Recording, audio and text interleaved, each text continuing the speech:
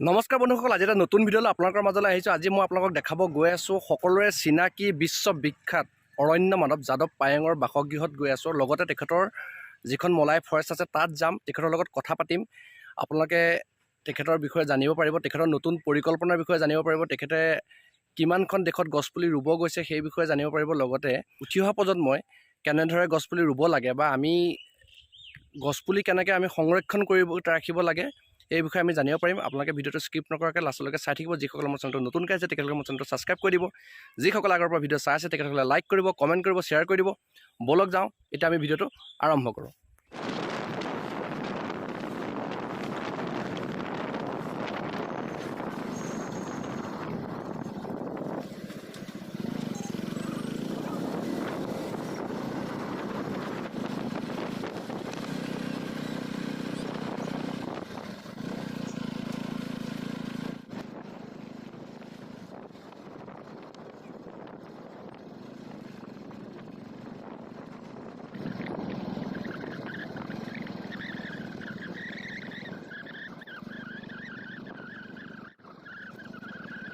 বন্ধুসকল, এতিয়া আহি আমি পদ্মশ্ৰী যাদৱ পায়েঙৰ ঘৰ পালোহি। আপোনালোকে সকলোৱে চিনি পায়। এতিয়া আমি তেখেতৰ ঘৰৰ সম্পূৰ্ণ গোটেই পৰিৱেশটো দেখাম। তেখেতৰ লগত আমি ইয়াত কথা নাপাতোঁ, আমি কথা পাতিম তেখেতৰ লগত মলাই ফৰেষ্ট য'ত আছে তাত গৈ আমি কথা পাতিম। জাষ্ট ইয়াত ঘৰৰ গোটেই সম্পূৰ্ণ পৰিৱেশটো দেখাম। আপোনালোকে ভিডিঅ'টো স্কিপ নকৰাকৈ লাষ্টলৈকে চাই দিব। বলক যাওঁ, এতিয়া তেখেতৰ ঘৰৰ পৰিৱেশটো দেখাওঁ।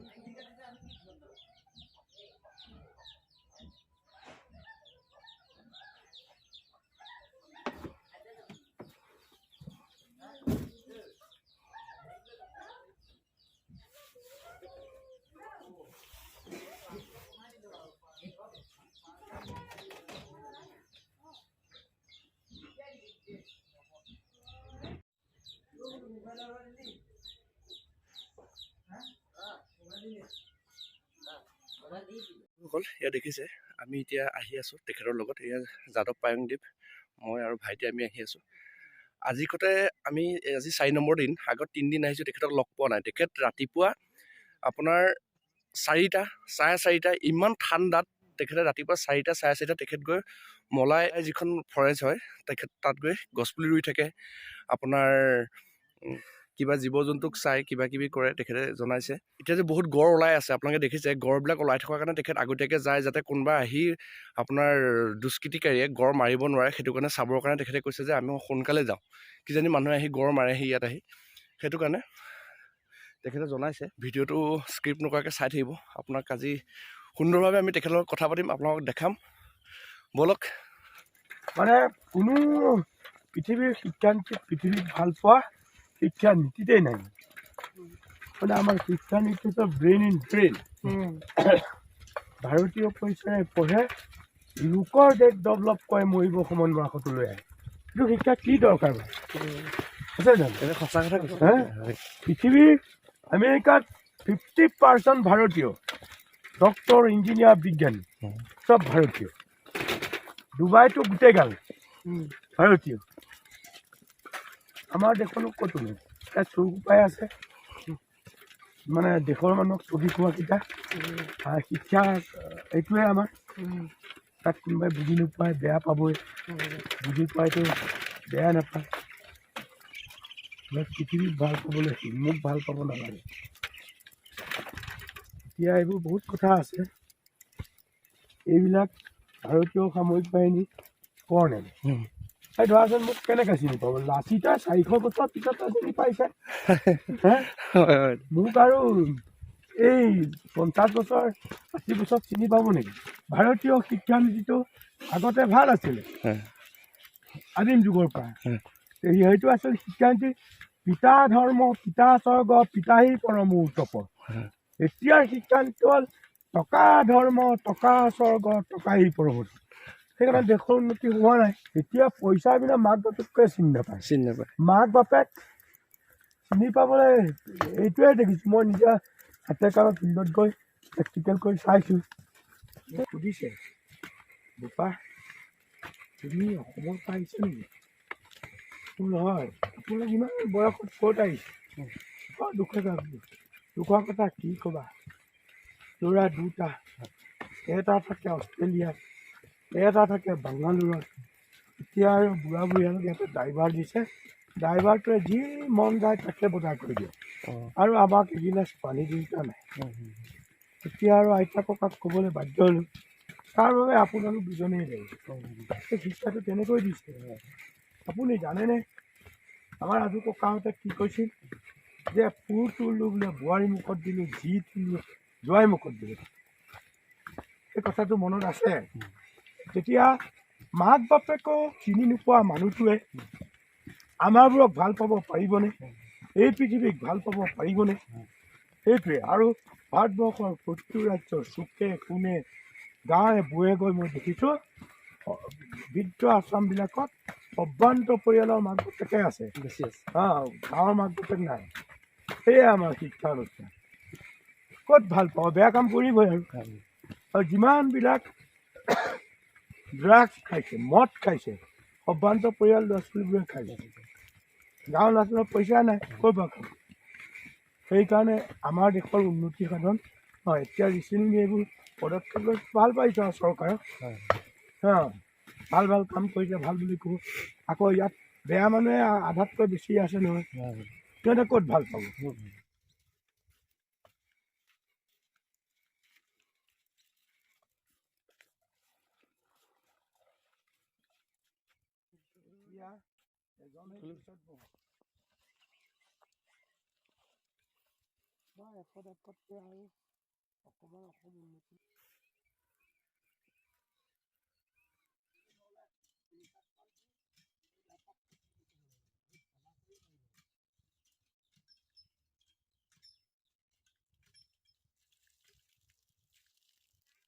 আপোনালোকে দেখিছে গৰু খুঁটিবিলাকত তেখেতে বস্তা দিছে।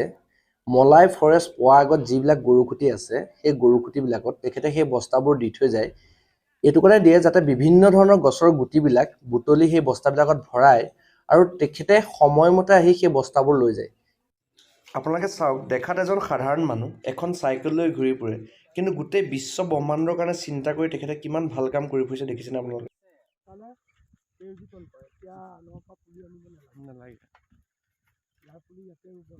বন্ধুসকল, এতিয়া আহি আমি মলাই অভয়াৰণ্য পালোহি। মই আপোনালোকক ভিডিঅ'টোত সুন্দৰভাৱে তেখেতৰ লগত আমি কথা পাতিম।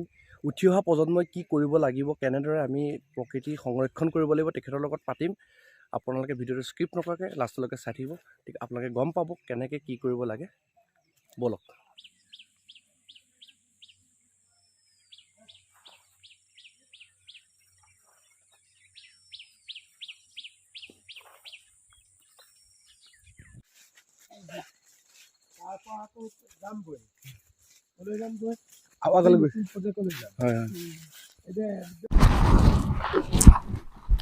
এই দেখিছে ইয়াত গড়ে হাগি থৈ গৈছে। আজি এয়া ৰাতিপুৱা হাগি থৈ গৈছে। একদম চাওক আপোনালোকে।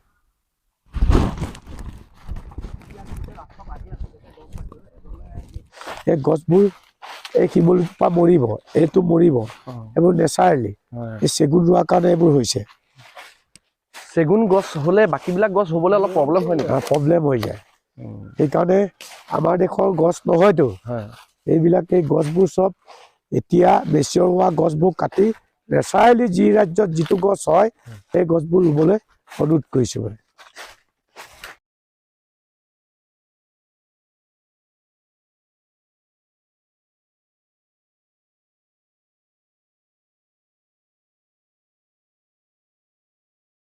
উৰিয়াম গছটো বহুত ডাঙৰ গছ হয়। ইয়াৰ গুটিটো চৰাই খুব খায়।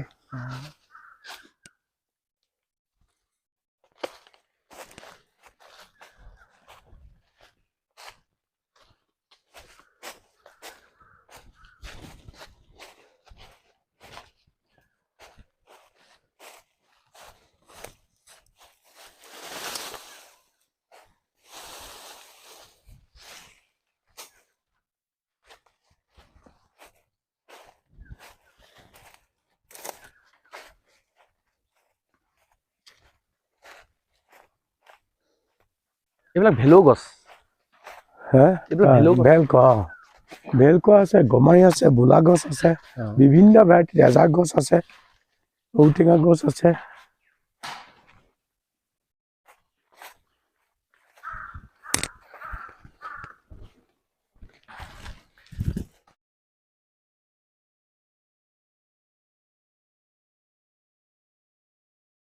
এইটো গমাৰি গছ। এইটো গুটিটো মানে চৰাই খুব খায় ইয়াৰ গুটিটো, আৰু গৰু জীৱ জন্তুবিলাকে পকিলে সৰিলে খাই মানে এইটো সিহঁতে খোৱা গুটিটো সোনকালে গজে।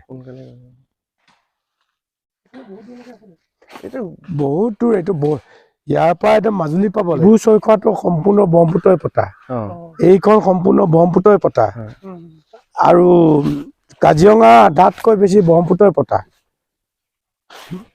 এইকাৰণে কওঁ, ইয়াত থকা চৰাইবোৰে গছ ৰুব জানে, ইয়াত থকা গৰুবিলাকে গছ ৰুব জানে, ইয়াত থকা গড়ে গছ ৰুব জানে, হাতীয়ে গছ ৰুব জানে, মহে গছ ৰুব জানে, বতাহে গছ ৰুব জানে, ব্ৰহ্মপুত্ৰই গছ ৰুব জানে, কিন্তু জীৱশ্ৰেষ্ঠ মানুহটোৱে কালি কাটিব জানে। হা, কোনে দিলে? আমি খাওঁ, আকৌ গছজোপাকে কাটি দিয়ে। তেতিয়া ইয়াৰ জ্ঞানটো ক'ত আছে? নামটো দি লৈছে জীৱশ্ৰেষ্ঠ। বিকিও খায়, গছটো কাটিও খায়। কেনেকুৱা ধৰ্ম এইটো?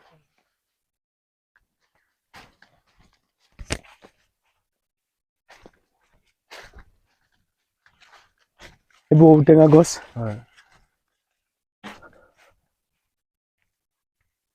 মানে মানুহ হবলৈ বহুত বছৰ লাগিব, আৰু পৃথিৱীৰ মানে জ্ঞানটো যিমান মানুহ জীৱশ্ৰেষ্ঠ হৈছে, সিমানে এই পৃথিৱী ধ্বংস কৰিব লাগি গৈছে।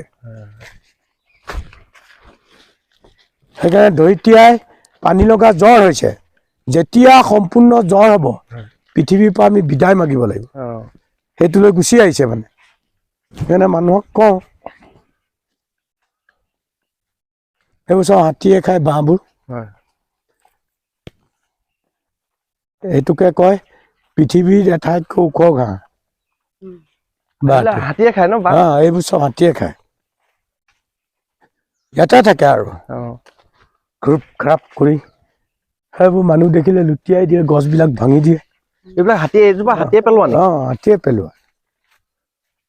গছকি দিব, গুৰ মাৰি দিব। আপুনি কৈছিলে হাতীয়ে শিমলু গছ পাতটো বেছিকে খাই ভাল পায়, সেইটো কাৰণে এই শিমলুজোপা চাগে সিহঁতে পেলালে। পেলাই খালে আৰু এতিয়া কি কৰিবা আৰু। সেইবোৰ চব হাতীয়ে ভাঙি ভাঙি বাঁহৰ পাতবোৰ মূৰা সেইবোৰ খায়।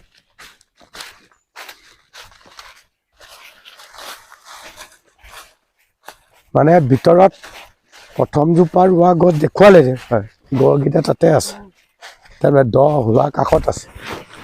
এইটো অৰ্জুন গছ। অৰ্জুন গছ ন? ইয়াৰ পৰা এইটো মেডিচাইন গছ। ইয়াৰ পৰা হাৰ্ট এটেক হ'লে, আৰু তোমালোকৰ যদি বেছি দিন জীয়াই থাকিবলৈ মন গ'লে, ভালটোও খাব পাৰে, বেয়াটোও খাব পাৰে, দিনে 10 গ্ৰামকৈ খালী পেটত এগিলাচ চাহ খোৱা নাই, ইমান খালে কোনো অসুখে ইয়াক হেৰি কৰিব নোৱাৰে। অৰ্জুনৰ ৰসটো নহয়, ছালটো সেইটোত মানে বেমাৰ, হাৰ্ট এটেক হোৱাৰ কাৰণে বহুত ভাল। ইয়াৰ এতিয়া ভেলুটো অসমৰ মানুহক নকওঁ, 1 কুইণ্টেল ছালৰ দাম কিমান? 32,000। মই সেইকাৰণে অসমত নাই বুলি কৈ কোম্পানীটোক আহিবলৈ নিদিলোঁ, নহ'লে আমাৰ কিতাপ পইচা পাব ৰাতিৰ ভিতৰতে কাটি লৈ যাব সেইবিলাকে। সেইকাৰণে ফৰেনাৰবোৰ আহিলে সিহঁতক অৰ্জুন পুলিয়ে ৰোৱাওঁ, অন্য নোৰোৱাওঁ নহয়।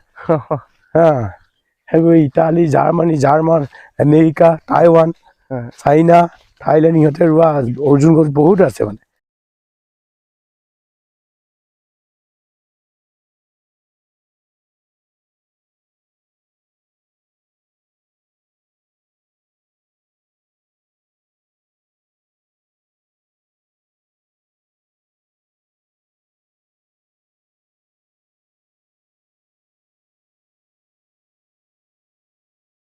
এইবিলাক চব গছৰ শিশু গুটি হয়। গুটি তেখেতে 1 কোটি হা গছ পুলি তেখেতে ৰুবলৈ যাব, সেইটো কাৰণে তেখেতে গুটিবিলাক চব গোটাই আছে, দেখিছে আপোনালোকে।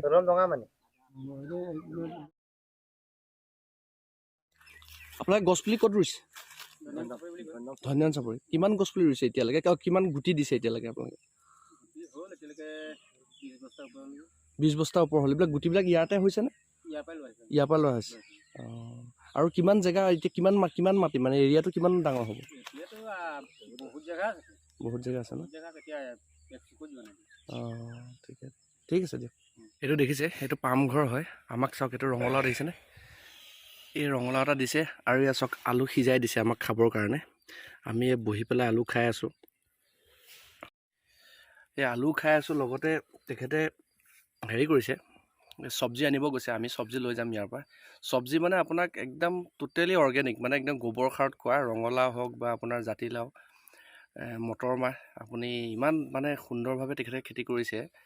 তেখেতে কৰা নাই, তেখেতৰ মানে মানুহ আছে, তেখেতেতো টাইমেই নাপায়, ইমান ইফালে সিফালে ঘূৰি ফুৰিব লাগে। ইয়াত আহি যিটো পৰিৱেশ আমি উপভোগ কৰিছোঁ, আপোনালোকো আহক, ভাল লাগে ইয়াত। এনেকুৱা জেগাত আহি, অভয়াৰণ্যৰ মাজত এটা সৰু ঘৰ দেখিছে আপোনালোকে, এইটো ঘৰ, ইয়াত 2জন মানুহ থাকে, বহুত ভাল লাগিছে। এই ভিডিঅ'টো তেখেতৰ লগত আমি কেনেকৈ আহিলোঁ, কেনেকৈ মলয়া ফৰেষ্ট পালোঁহি, মই আপোনালোকক দেখালোঁ ভিডিঅ'টোত। লগতে আপোনাৰ তেখেতে আমাকো দেখাইছে কোন গছ পুলি ৰুলে ভাল, কোনটো গছ পুলি ৰুলে বেয়া, আপোনালোকক মই ভিডিঅ'ত দেখাইছোঁ। নেক্সট ভিডিঅ'টোত মই আপোনালোকক তেখেতৰ লগত পতা কথোপকথন মই দিম।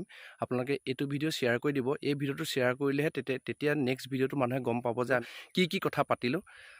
আপোনালোকক সুন্দৰভাৱে এই মলাই ফৰেষ্টখনৰ বিষয়ে দেখালোঁ। যদি মোৰ ভিডিঅ'টো চাই ভাল পাইছে, তেতিয়াহ'লে লাইক কৰিব, কমেণ্ট কৰিব আৰু শ্বেয়াৰ কৰি দিব। যিসকলে মোৰ চেনেলটো নতুনকৈ আহিছে, তেখেতসকলে মোৰ চেনেলটো ছাবস্ক্ৰাইব কৰি দিব। আজিলৈ ভিডিঅ'টো ইমানেই। জয় আই অসম।